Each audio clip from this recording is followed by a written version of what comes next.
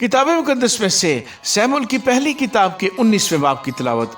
और शाऊल ने अपने बेटे यूनतन और अपने सब खादमों से कहा कि दाऊद को मार डालो, लेकिन शाऊल का बेटा यूनतन दाऊद से बहुत खुश था। सो यूनतन ने दाऊद से कहा, मेरा बाप तेरे कत्ल की फिक्र में है, इसलिए तू सुबह को अपना ख्याल रखना और किसी पोशीदा जगह में छिपे रहना, और मैं बाहर जाकर उस मैदान में जहाँ तू होगा अपने बाप के पास खड़ा होऊंगा और अपने बाप से तेरी बाबत गुफ्तगू करूंगा, और अगर मुझे कुछ मालूम हो जाए तो तुझे बता दूंगा। और यूनतन ने अपने बाप शाऊल से दाऊद की तारीफ की और कहा कि बादशाह अपने खादिम दाऊद से बदी न करे, क्योंकि उसने तेरा कुछ गुनाह नहीं किया, बल्कि तेरे लिए उसके काम बहुत अच्छे रहे हैं, क्योंकि उसने अपनी जान हथेली पर रखी और उस फलस्ती को कत्ल किया, और खुदावन ने सब इसराइलियों के लिए बड़ी फतह कराई। तूने ये देखा और खुश हुआ, बस तू किस लिए दाऊद को बेसबब कत्ल करके बेगुनाह के खून का मुजरम बनना चाहता है।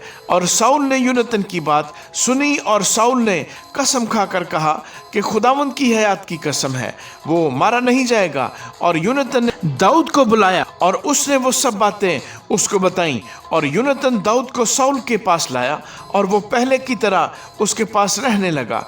और फिर जंग हुई और दाऊद निकला और फलस्तियों से लड़ा और बड़ी खूनरेजी के साथ उनको कत्ल किया, और वो उसके सामने से भागे।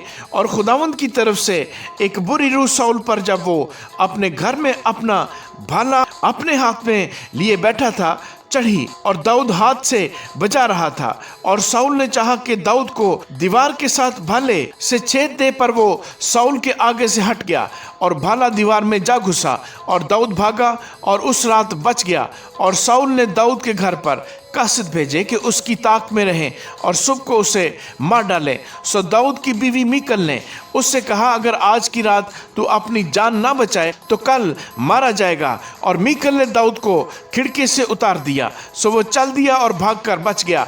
और मीकल ने एक बुत को लेकर पलंग पर लटा दिया और बकरियों के बाल का तकिया सरहाने रखकर उसे कपड़ों से ढांक दिया। और जब शाऊल ने दाऊद के पकड़ने को कासिद भेजे तो वो कहने लगी कि वो बीमार है। और शाऊल ने हरकारों को भेजा कि दाऊद को देखें, और कहा कि उसे पलंग समेत मेरे पास लाओ कि मैं उसे कत्ल करूं। और जब वो कासिद अंदर आए तो देखा कि पलंग पर बुत पड़ा है और उसके सरहाने बकरियों के बाल का तकिया है।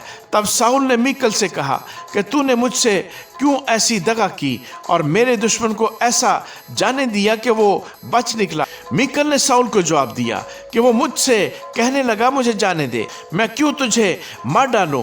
और दाऊद भागकर बच निकला और रामा में सैमुअल के पास आकर जो कुछ शाऊल ने उससे किया था सब उसको बताया। तब वो और सैमुअल दोनों नयूत में जाकर रहने लगे।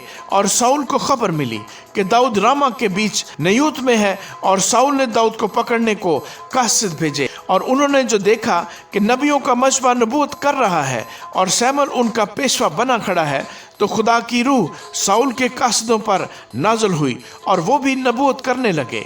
और जब शाऊल तक ये खबर पहुंची तो उसने और कासिद भेजे और वो भी नबूवत करने लगे। और शाऊल ने फिर तीसरी बार और कासिद भेजे और वो भी नबूवत करने लगे।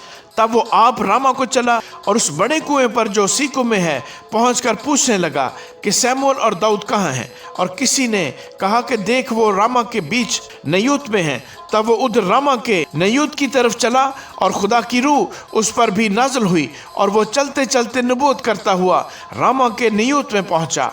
और उसने भी अपने कपड़े उतारे और वो भी सैमुअल के आगे नबूवत करने लगा, और उस सारे दिन और सारी रात नंगा पड़ा रहा। इसलिए ये कहावत चली, क्या शाऊल भी नबियों में है। आमीन।